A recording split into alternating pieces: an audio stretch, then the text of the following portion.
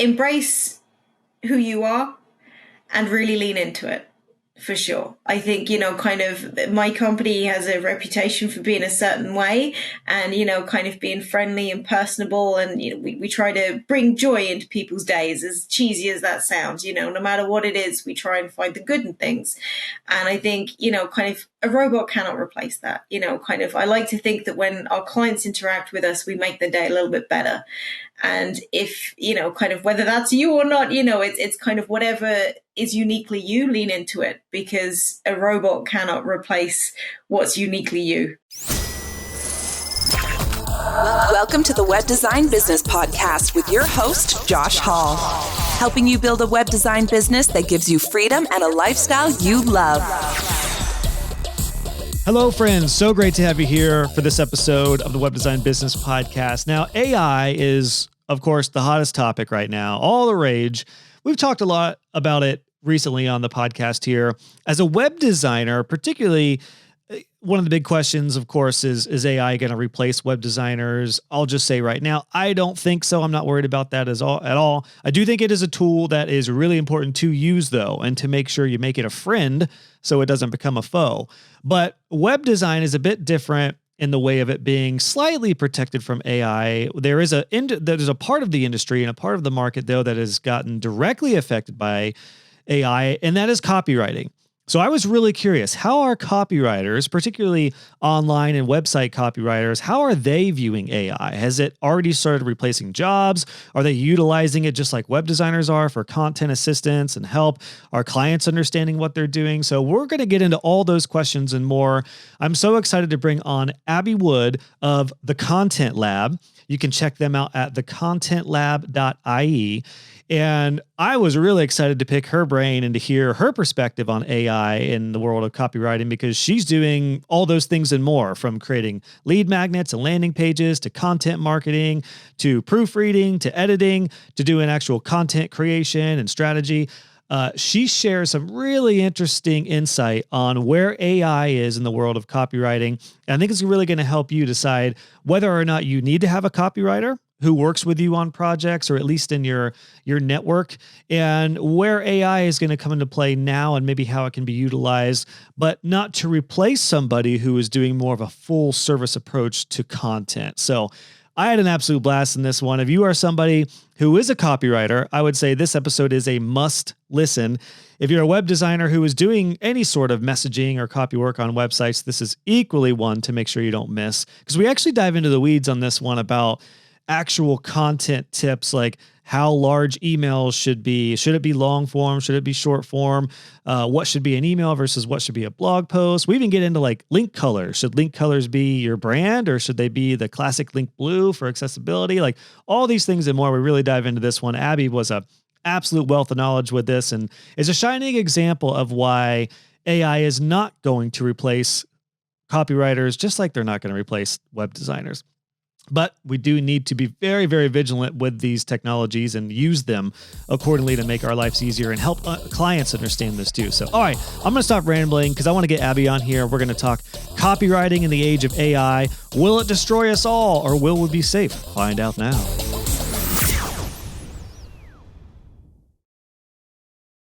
Abby, so good to have you on the show. Thanks for taking some time there in evening Ireland. It's late afternoon here in the States, so very late for you. Thanks for joining. Thank you so much for having me. I do not mind a late evening. All right. You said, I already had dinner, so you got some time here. I love the Irish accent. We were just talking about accents before we went live here. Isn't that awesome about web design? Like I never talked with anybody outside of barely Ohio before I was a web designer. Now I'm like the most cultured person in my neighborhood. I think it's pretty cool. It's fantastic. I love it. Like most of our clients are in the US and Canada, but then we have a couple in Australia, a couple in France.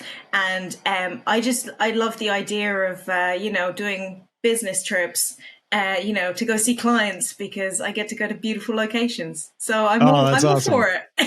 And that's interesting. I want to talk about that because as a content writer, as somebody who deals with copy and messaging, that's got to be tricky with different cultures, different dialects, different accents. Like, everyone in the UK, they love the U's. They just put U's in every word, like color, favorite, whatever. That's not how we roll in the States. So when it comes to like content, it's very, I can see that being tricky in your role. What do you actually, if somebody asks you what you do, what do you tell them?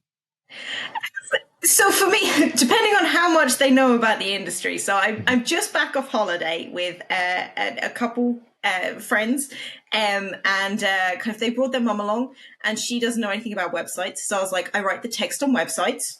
That's Nice. pretty self-explanatory for that one, yeah. For people in the industry, I say I'm a content strategist, and I'm also a mentor as well. So there's a few different hats, but yeah, I write websites. That's pretty much the basics.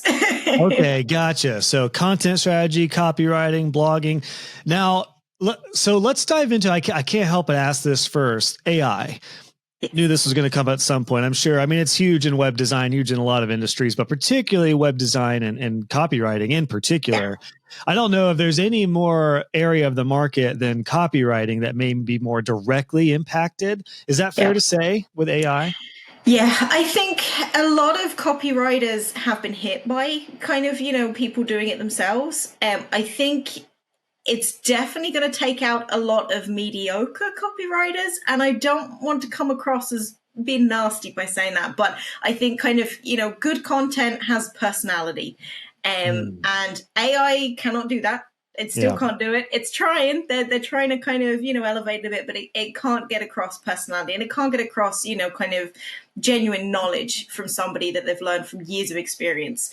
So I think, kind of for those of us who are more strategy focused and are more, kind of focused on creating unique, really kind of, personable content, we haven't taken as much of a hit. I do know some agencies that have taken a hit, but kind of it's more, I don't want to say the content mills, but kind of people that are easily replaced by kind of, AI have been. So touch wood, kind of, we might watch this back in 6 months and it's like Abby went out of business. So, Yeah, I doubt that'll happen, but you just hit a really catchy term there. Personable content.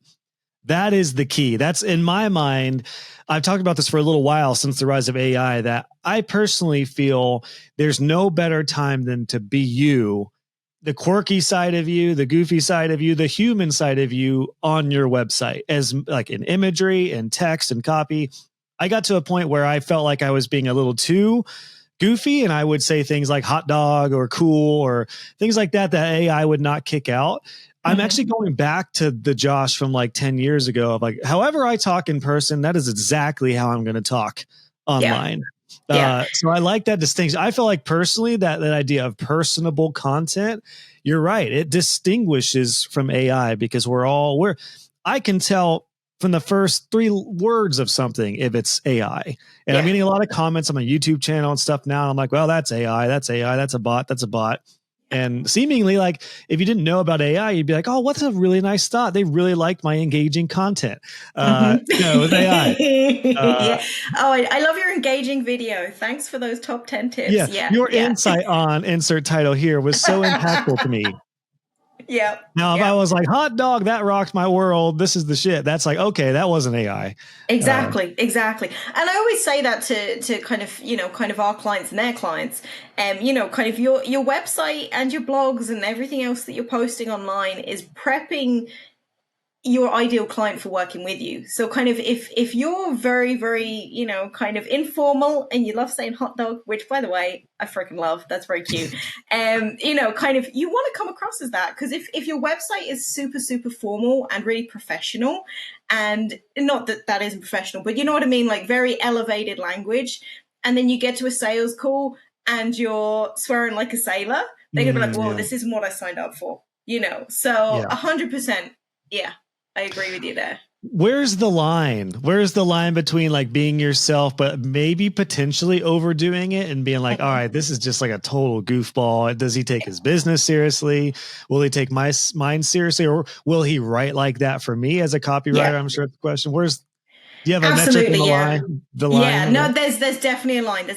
But I think the line is different for the different types of clients that you're trying to attract. So kind of, I have a wonderful, wonderful agency owner. I've known her for many, many years. I'll just say a name because, hopefully she'll be watching. Tracy O'Shaughnessy from Branding and Beyond. Now, if you go to her website, she drops a few swear words and she's very in your face. She niches in the construction industry and, kind of the companies that support that. So her clients are usually very rough and ready. So, I was going to say, a girl who swears, they'll sign on for anything. I swear like a sailor most of the time. I'm on my best behavior right now. Okay, I'm trying. Yeah, we're PG-13 around here, so. But yeah, kind of, and there is a line, but she knows her stuff. So when you go onto her website, you can see she may be a little bit flippant and kind of be like, oh, I think one of her things is, kind of, oh, have you got a brand wedgie? As in, like, is it just stock? Exactly. Oh, see, smile. It's that's funny. great. Yeah, AI is not going to write that. Yeah, that's what she's going to say in person. And, kind of, if you're offended by that, you're not going to be a good fit to work with her anyway. Mm-hmm. But the point around that language is she really knows what she's on about. So, kind of, if your brand isn't representing you, just like if your copy isn't representing you, then it's not going to get you the results that you want. However, I have seen some companies take it a little bit too extreme where it's way too flippant. And it's just, kind of, if you're super quirky and, kind of doing like really quirky e-commerce stuff and, you're selling to, gonna stereotype here, like teenagers that, kind of want, like super fun stuff, then fine, you could really lean into it. But if you're specializing in, kind of business coaches or, wellness coaches or whatever, then you might need to reel it back in a little bit. Yeah. And a big part of that is really getting to know your target audience as well. Yeah, that's a good point. I was going to say, you could always, my approach would be to like, put a little bit of your genuine self on the front of your website and the front of your brand, but maybe reserve the true you for a level back for the people who really are your kind, your kinship. Absolutely. But right. If your ideal demographic and they're most of your clients, then by golly, just be 100% upfront. But it is interesting. You're right. There's a distinction between a brand like a t-shirt company for teenagers versus a 7-figure business that wants to grow their profits. There's going to be a little bit of a difference. And I don't know, personally, there's nothing worse. And I've felt like this more and more as an entrepreneur, as I've been doing this longer. I can't stand corporate stuffiness. And that comes through in lingo. Like I've done some interviews. I'm not going to call anybody out, but I've done some interviews with people on the podcast. And I'm like, I felt like that was like part of them, but I really didn't get to meet the real them. It was kind of like there was a bit of a corporate mask on. And I think nowadays more than ever, especially with AI, I think there's the true benefit of just taking that off. Absolutely. And just being you. Yeah, I mean, the old saying is people buy from people that they like, but also kind of in this age of fake content and, kind of, fake videos and, kind of you can literally take somebody's voice and create whatever you want them to say. That authenticity, that level of trust that you can create by being uniquely you is a real sales point now, especially with AI is going to be pumping out thousands upon millions of blogs and just really low quality work. To stand out from that, kind of it's helpful content, it's unique content, it's uniquely you content. So yeah, no, I 100% agree. Cut out the jargon. Are you a WordPress user? I am, yes. My website is built in WordPress. Yeah, I just asked that because at WordCamp this year, actually, our mutual friend Kyle Van Dusen, got to meet him there briefly. Didn't get to hang out long, but anyway, that's beside the point. Matt Mullenweg, the owner of Automatic, who, for anyone who doesn't know, created WordPress, he even said from what he's seen hanging out in Silicon Valley and stuff, these companies, I'm paraphrasing, of course, but these companies, the AI companies, really their challenge is to get to the bottom of like real, genuine content.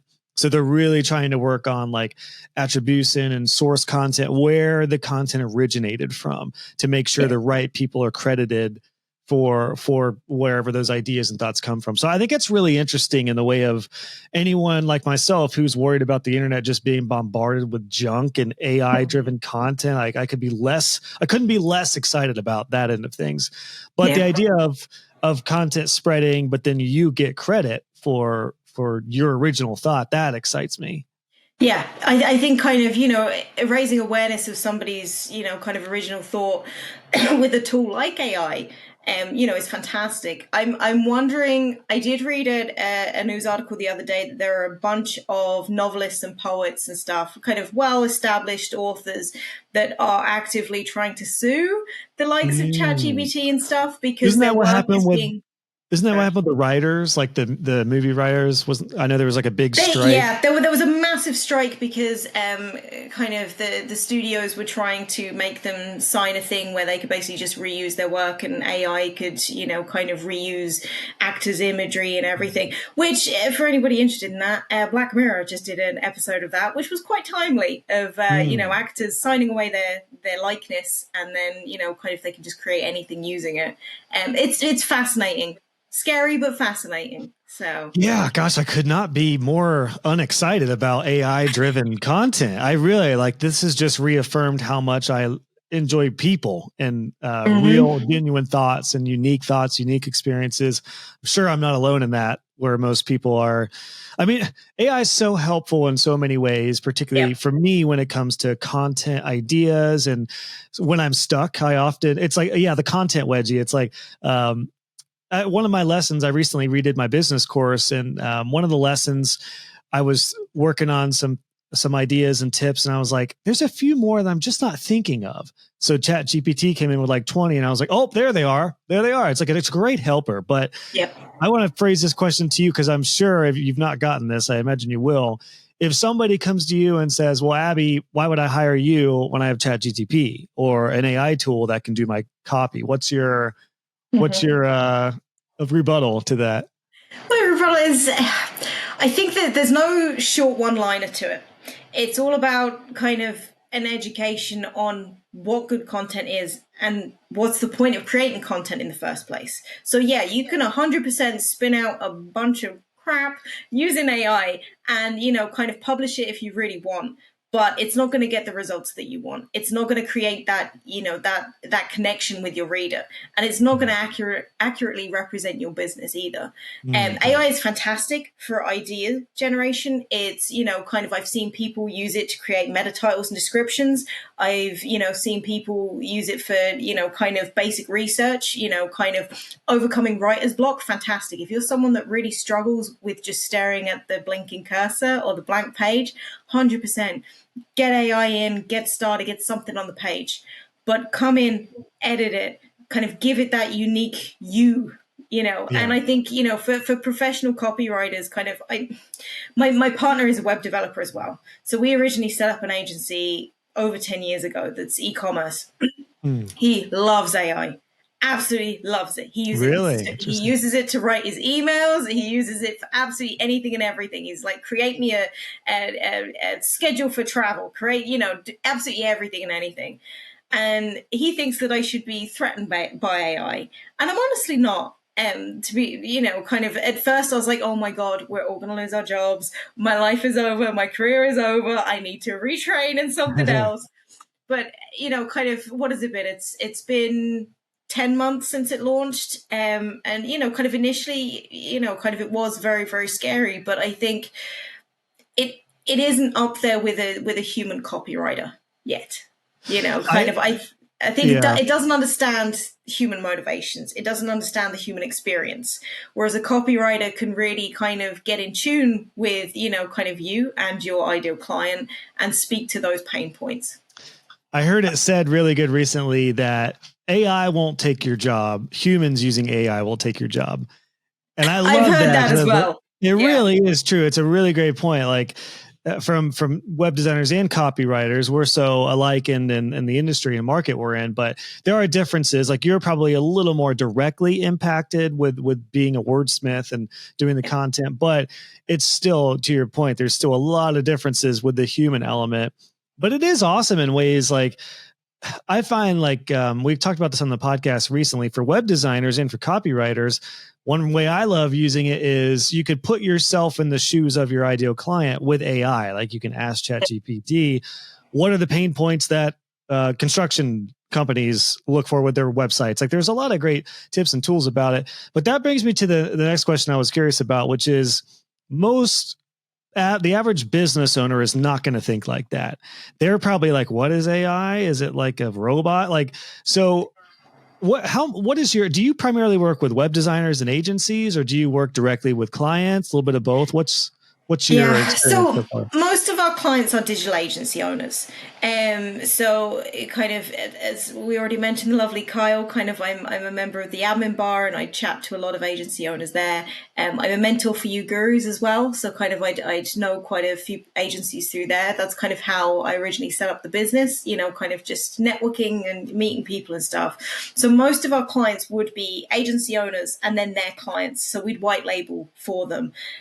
We do have a few kind of end clients, what I like to call them, kind of they're coming directly to us, but most of it is agency owners.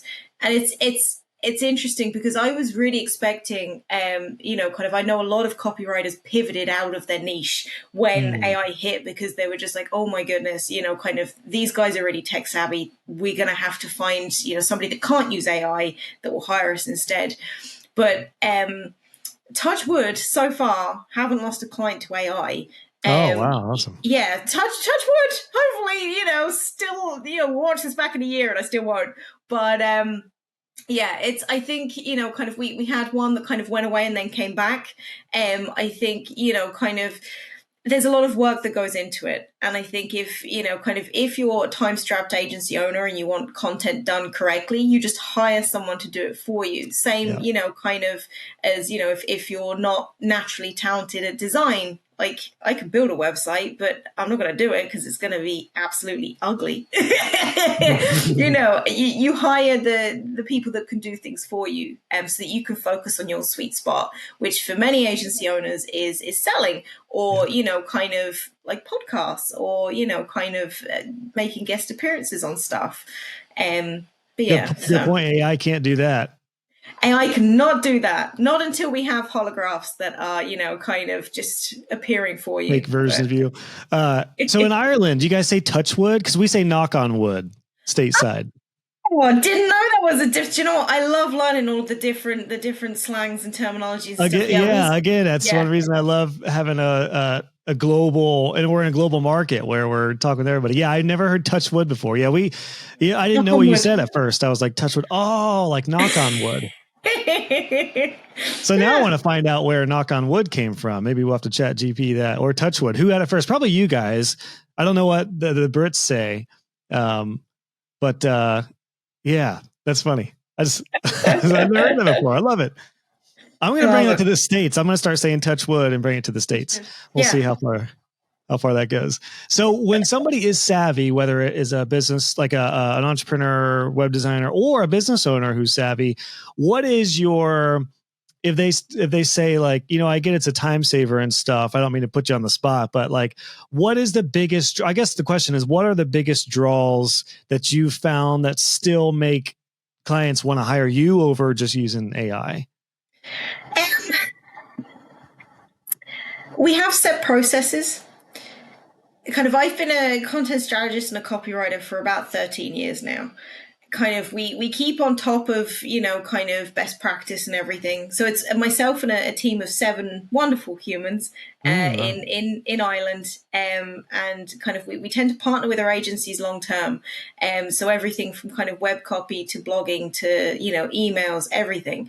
And kind of, we will have our own wheelhouses. So, kind of very occasionally we'll have an agency that, kind of will join us and we won't have written for their niche before.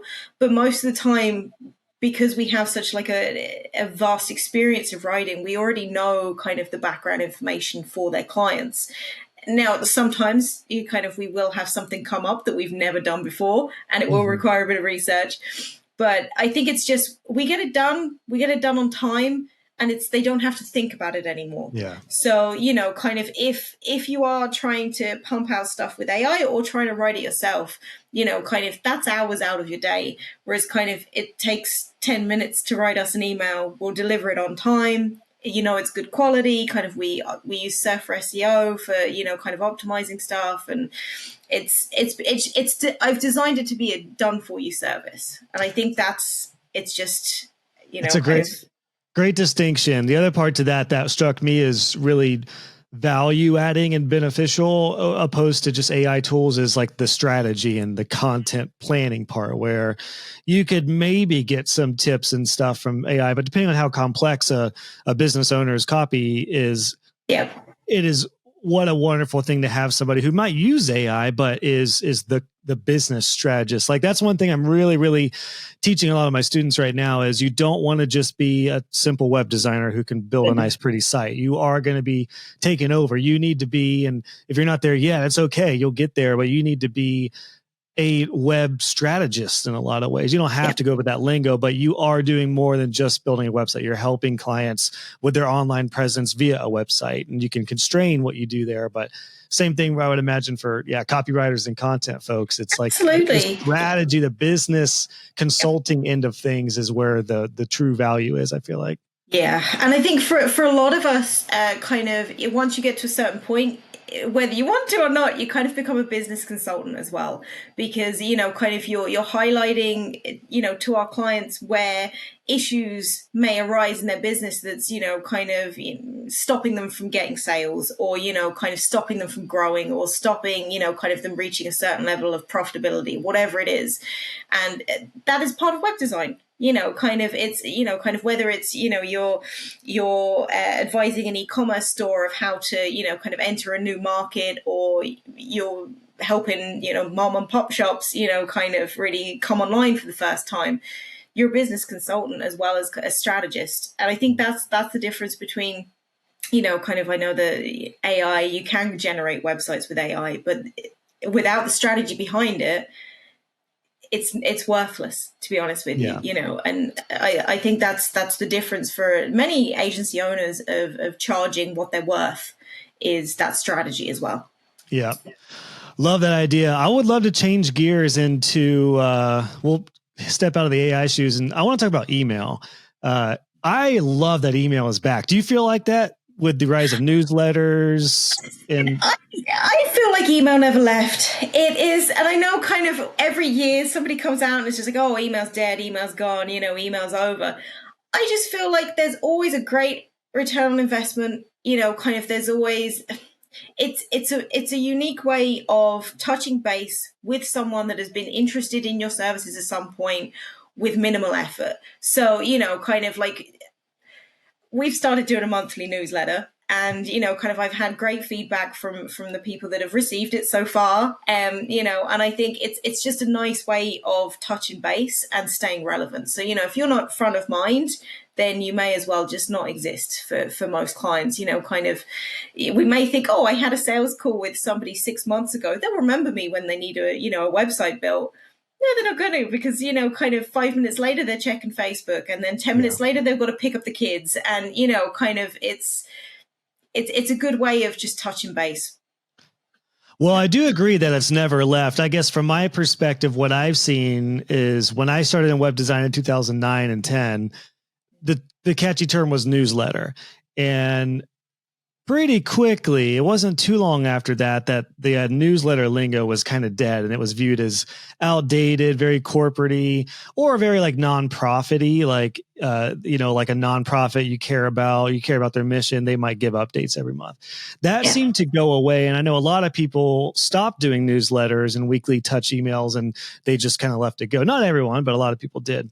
More recently, over the past year in particular, I've seen a huge rise in newsletters. I'm actually, by the time this comes out, mine has probably already kicked off. I'm starting a newsletter because I do email people every week about the podcast and about other stuff, but I don't have like an official like newsletter. I don't make it an official like day or time or something that I do every week. So I'm really excited to do that. It'll give me a chance to switch it up. And like you said, it's top of mind, a little more personable, a little more quick, short, regimented though. But the term newsletter has come back, I feel like. Now a lot of people are saying, just sign up to my newsletter, sign up to my newsletter. Yeah. In the Because context, that was definitely not the thing to do, was it? It was yes. like, oh, you want just like a dead form, put newsletter on Yeah, it. good point. Yeah, good point. So when it comes to the actual like content of what we're sending in newsletters, here's what I'm really curious about right now. And I'm going to selfishly use this as a bit of a coaching session for me because I'm about to release mine. I have a tendency, like probably a lot of other web designers in particular, to make things a little more complicated than they need to be. So I'm trying to like give myself constraints, reel it in. Version 1, keep it simple. I'll evolve it. But my thought is to just almost like just a quick hit, like a little tip, a little strategy, along with like updated, like here's what I released this week. Here's something I was featured on, a helpful tool, that kind of thing. Mm-hmm. The length of emails is something I'm really curious about. So we mentioned Kyle a little bit ago.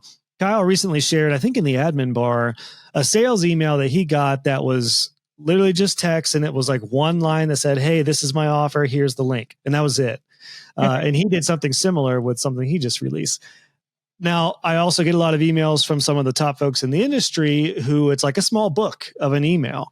Mm-hmm. Do you have a preference towards either one of those drastic way? I'm sure there's not a right or wrong. Is it just dependent on the whatever it is? What do you think about that? So my personal one is it's a long one. I'm not gonna lie. Kind of, I include a lot of different sections, and I even recommend a book every month, and all this good stuff. So there's my personal train of thought is it depends on how well established you are. So if you have authority with your newsletter base, like Kyle, and kind of like the I can't remember the company that he featured that had the one-liner basically, but I can guarantee you they were well known in their industry. So they can afford to send out a one-liner that's just like, here's my latest product, go buy it if you want. Whereas for most companies, unless they have that level of respect with their target audience, they're going to need a little bit more nurturing on the sales side. Yeah. Gotcha. And it's two kind of approaches as well. Kind of we have, the good old fashioned sales email. So those are typically shorter, and then we have kind of the newsletters, which is more check-ins. So kind of like mine will have, I think it has 6 or 7 sections. And again, going to name drop my partner. He told me it was way too long and he didn't bother to read it. And I was like, thanks, Nick. That's really lovely. But he's then honest. He's honest, exactly. But we did have a few clients reach out and be like, absolutely love it. I heard an interesting thing when it comes to the long emails, because a lot of people, will skim, or if they're not interested, they'll blow past it. But I did hear something interesting in the way of, if somebody is interested, those are typically the people who will read a lot if they need a little more information. That's actually just a little free marketing advice for everyone when it comes to like selling a product or a service or whatever. One approach that I've had is to almost have both strategies in one email. The first couple scrolls, this is my current strategy, is if somebody doesn't scroll past that, we're good. They can at least get the hot points, the top stuff, and then there's an offer. But for more information, they can keep on scrolling. Then we'll get into success stories, results, further information about, like, in my case, if it's a course, a program, or whatever. That's kind of the approach that I take, is kind of marrying the two. And I don't know. They've all worked. Short emails work. Long emails work. Middle, that seems like it all works. But that's a great point, that there may be a distinction between if you're building trust and you already have trust established, I guess. Absolutely. I think if you are going for a longer form email, make sure you have plenty of chances to convert, kind of, because it's the same as appointment funnels or sales pages. If you have to scroll for 10 minutes to get a Calendly link or the buying link or something, I'm going to clock out. And great point. Kind of, we're in the same industry here. I'll just clock out. I'm just like, no, if you're going to make me work to buy something from you, no, I'm done, which isn't great. But I think most people don't have, kind of the attention span that we used to. And it's like, it's instant gratification. Like, kind of once you've made that sale and they're ready, give them the opportunity to convert. And whether that's landing pages, appointment funnels, or emails, figure out exactly what you want from them and just put everything in there that you'd need to overcome that hurdle. You know, a Yeah. little testing metric that I use that everyone can check out. If you're doing sales emails that have like 5 or 6 call to actions in them with the same link, you can always look at the clicks. Typically, most, like, I use MailChimp still, but it'll tell me what links were clicked and how many times. That's a fun little metric to see, like, well, are people clicking up top? Are they clicking at the bottom? Are they clicking a button versus text? Are they clicking like a colored text versus just good old classic like blue link text? I'm about to run an experiment with all my emails with going back to just blue links instead of my green. So I might try that out. Yeah. You've seen It's that? fascinating. Yeah, no, it's absolutely fascinating. I love just kind of if you're big into optimization and stuff, 100% go through every single stat from every single email and figure out exactly what works, and then hopefully after a few rounds you have something that is guaranteed to convert straight away. But yeah.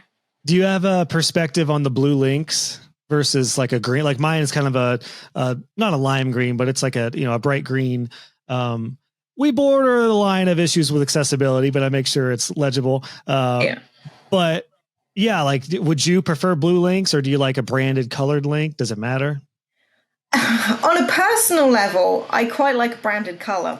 Because I know it's clickable. I know, that it's going to lead me to what it's promising me. I think it depends on your audience. So kind of if they're not very tech savvy, keep it simple and give them exactly what they've always expected, which is blue link, kind of, and underlined. And it's especially with, accessibility as well. You need to make sure that everyone can, kind of get what they're looking for from you. But on a personal level, that's the ClickFunnels route, by the way, that I see. Like if anyone gets an email from ClickFunnels at any point, it's like a classic royal blue HTML link. Yeah. Yeah. But no, their audience is not to mix it up. necessarily all super savvy. A lot of it is DIYers. And yeah. But no, I love to mix it up, and I love kind of branded stuff and this quirky stuff as well. I love that.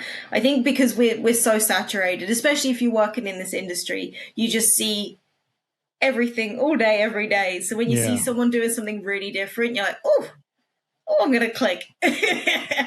Social media wise, what are you active on, and what do you work? Do you work on any social media copy and posts? We do, yeah. We do a lot of kind of profile optimization for LinkedIn. We do, kind of business. Wow. Google business profile bios and that kind of thing. That's another business name right there. Isn't it? There we go. Trademark that. Yeah, business. Gotta go nab that up here. We do kind of a lot of, kind of social media posts and stuff for clients as well. In terms of what we're active on Instagram, we're active on Facebook.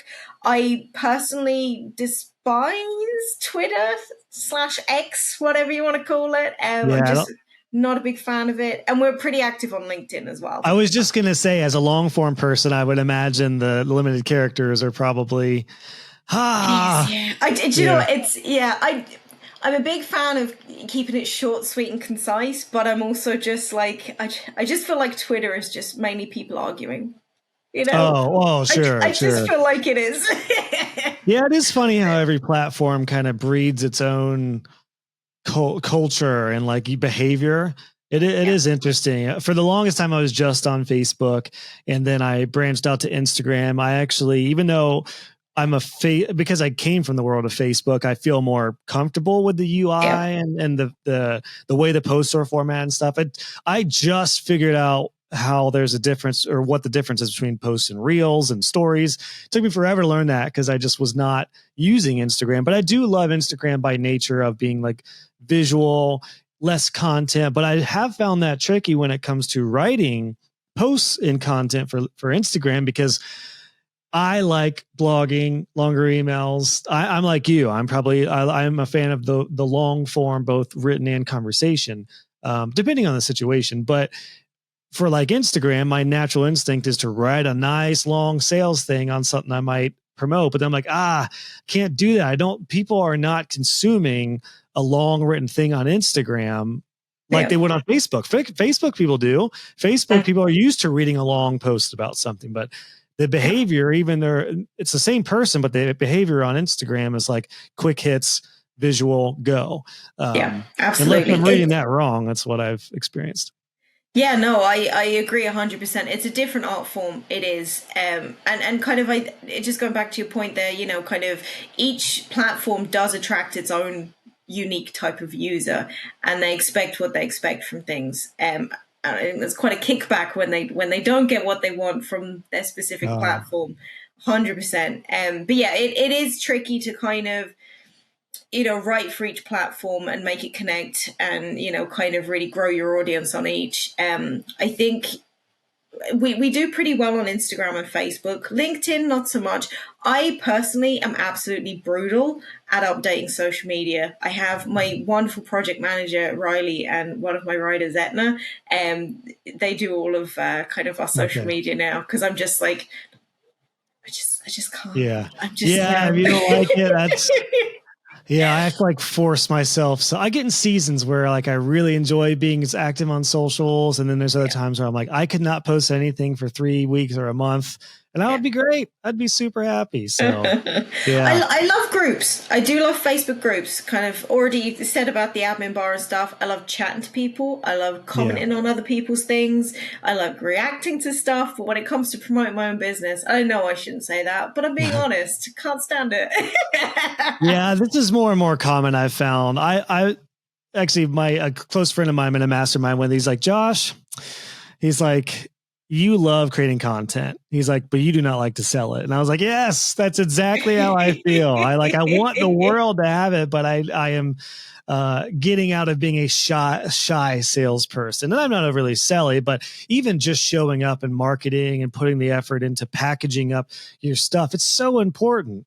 I mean, luckily in web design and even copywriters, you can really get by with zero social media if you wanted to, just by relationships and in-person stuff. And Kyle, again, we brought him up again, but he was the one who introduced us. Like, I didn't see a post on Instagram or anything like that. Like, don't follow me. I will after this. Because now I'm terribly curious, but it does just, there's, you can do a lot without social media, but it does just take a different strategy. Yeah, I think for me, social media is more of kind of just like a checkpoint. So like for our industry, kind of a lot of it is, they check your website, obviously, because that's one of the things that we're selling. Hopefully if you go to my website, you'll be like, oh, they can write copy. Hopefully that should be the impression that we give. Kind of social media for me, a lot of the time is just checking if the company is active, kind of, do they have great reviews on it? That kind of thing. For me, it's not really a hard sales place. It's more just like, okay, this is who they say they are, But. Yep. No, I totally get it. So I'm trying to think. AI is a biggie. There's a couple of things I wanted to hit on for sure, was AI and then in email and social media. Websites. Let's talk about like landing pages in particular. Similar to emails and sales emails, I guess, but landing pages, you do have, I'd say if there's ever a place for long form content, that might be it. Or is it maybe potentially a different or better strategy to have more long form content that leads to a sales page that's a little more concise? Or do you like the honker short book sales pages that have, all the information you need? So I have my own personal preference, and then I have what works for my clients usually. Okay, there we go. Yeah. So kind of for me, I'm a fan of short and sweet. I think, kind of I'm a big believer in building authority outside of it and, kind of getting established in your niche and doing it that way. And then by the time they've landed on kind of your landing page, they're ready to convert anyway. However, if you're driving paid traffic to it, or, kind of if you're hoping for organic traffic to land on it, the more information, the better. I mean, we tend to follow the StoryBrand framework. So, kind of it's all focused on the reader and their goals and their pain points and how you're the guide that supports them along the journey to what they want to achieve and stuff. So there's definitely sections that I include on a landing page, kind of no matter what the kind of thing is that we're selling. Just, kind of you need to hit certain points to kind of overcome any objections to the sale. But I'm personally, on a personal level, Yeah. I'm not a fan of the super, super long ones. But, well, I say that. I'm going to go back to if it's got a place to convert early on, like if I'm. That's what I was just going to say, kind of the email idea where it's like you kind of have the shortened version and then the long version starts under that. Exactly. So, I mean, every single section should have a reason for being there. So if they haven't converted at this, what's going to get them to convert next? What's going to get them to convert next? You know, kind of, you want to answer absolutely anything and everything that they might have, you know, before buying from you. But I love to see plenty of call to actions, because if I'm the person buying, I'm just like, I just want to convert. Let me buy from you. Why won't you let me buy from you? Why do I have to find this call to action? Where did it go? Great point.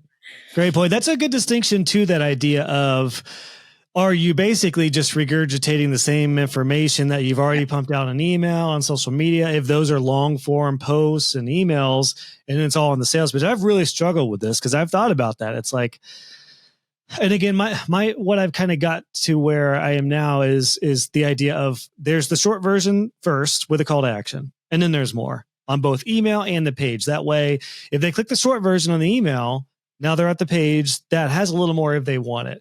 Or if they read the entire email and looked at all the testimonials and results and benefits and everything, and then they go to the page, they could pretty quickly. So that's kind of where I've ended up, because it is really challenging. Like, how far do you want to write a small book everywhere you promote this? That's what gets tricky about it. Yeah. No, that's a really, really great technique, because I think, and it works for kind of, I'm not going to tell people to use the same landing page for warm and cold traffic, but, you know, kind of if it is an option that you need, you know, kind of the warmer traffic is going to convert a lot quicker than the colder traffic. So it's a good technique to kind of touch base with everyone, I guess.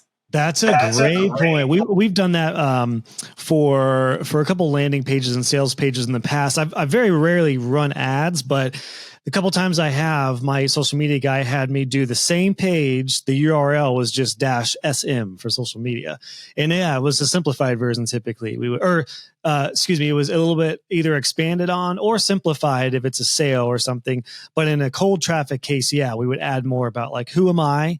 If they don't know who I am, might be like a founder's note, or like meet the mentor or something like that. Yeah. So that's an interesting point. That's an interesting strategy. Cold, I guess it bears in mind, you really have to think about, is this cold or warm leads coming to the door? Absolutely. Yeah. So a lot of big things there, huge ones. I'm curious, content strategy, blogging, website copy, audits, lead magnets. You do a lot of different things, proofreading. What is your favorite thing as a content strategist, if that's the succinct title? Yes, my ultimate favorite thing is content strategy. So it's kind of figuring out kind of where the gaps are for a company right now. I absolutely love brand messaging and positioning. You know, kind of we've done everything from, you know, kind of rebranding, you know, a public health service in the US to, you know, kind of rebranding a small town in Canada, and kind of everything and anything in between. For me, I absolutely love figuring out what makes a company or a service or whatever it is unique, and then creating the language around that to really attract who they're meant to help. And then, of course, creating like the content calendar and the content plan, you know, to help kind of touch all the points that needed to be, you know, kind of addressed to really make them stand out and get them results. So how do you balance? Because I find myself, I could make a content plan, no big deal. Inevitably, 2 weeks in, I'm like, well, I want to blow that up because now I want to do this. This just happened. I wasn't accounting for this. Sometimes I just don't feel like writing about something or producing a video. Even if I do this with my podcast and my YouTube videos. I'm like, I just don't feel like doing that. I want to like spur of the moment. I just did a tutorial recently on a plugin I use called Pretty Links. That wasn't in my content calendar. I was like, this is a great plugin. People are asking me about how I create these little short links. So I just did a tutorial real quick. How do you balance or allow creativity with content and copywriting, but also sticking to a schedule? Or like, do you give yourself, I guess as a tip for people doing this, do you give yourself a little wiggle room to have those like 100%. moments of inspiration? Yeah, 100%. Embrace your creativity. If you find inspiration and you really want to talk about something, talk about it. Kind of, I think content calendars are not set in stone. Kind of if something urgent comes up, like, I mean, hey, kind of with content calendars, if you'd have asked me this time last year, I wouldn't have had a clue that AI was coming out. But I can guarantee you we did a few blog posts once it had come out, Good point.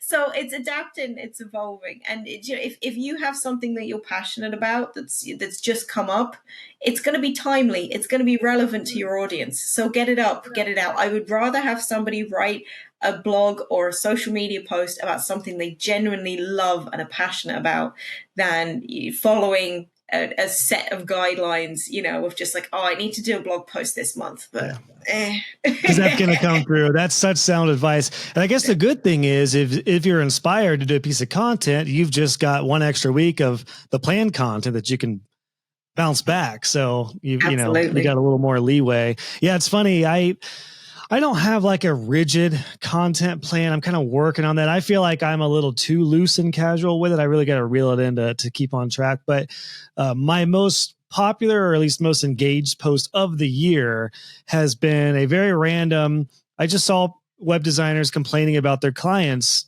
over and over and over. And I just posted, I think I put it, I just on my notes on my phone and took a screenshot and posted it. And I just said, hey, web designers, stop bitching about your clients. Why don't we appreciate them and just empower them a little more? And that took off. That was like one of my most engaged posts. And it was very literally spur of the moment based off of a hotspot for me.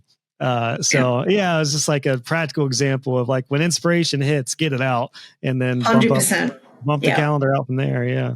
Yeah, that's fantastic. And sometimes some of the best performing content is spur of the moment and, kind of it isn't planned. And that's part of being human, I think. And again, going back to the, bringing the humanness into our businesses, that's what attracts our audience to us as well. And sometimes you can't plan that, but that's good. That is good. That is very, very well said. Well, Abby, this has been great. A lot of fun topics covered here between AI, again, social versus email versus landing pages. I think the distinction of a copywriter or content person versus AI is I hope what we talked about is going to help a lot of web designers too, because I'm sure a lot of clients are going to wonder like, well, I can understand designing the website, but I'll just get AI to write my content. Whereas if a web designer is going to come in as more of the content strategist and take a further deep dive into the copywriting side of things, gosh, it's huge. So I'd love to kind of finish off. Do you have maybe for somebody struggling or who is worried about AI taking over in particular, would you have an encouraging note for them as web designers, copywriters, and content people?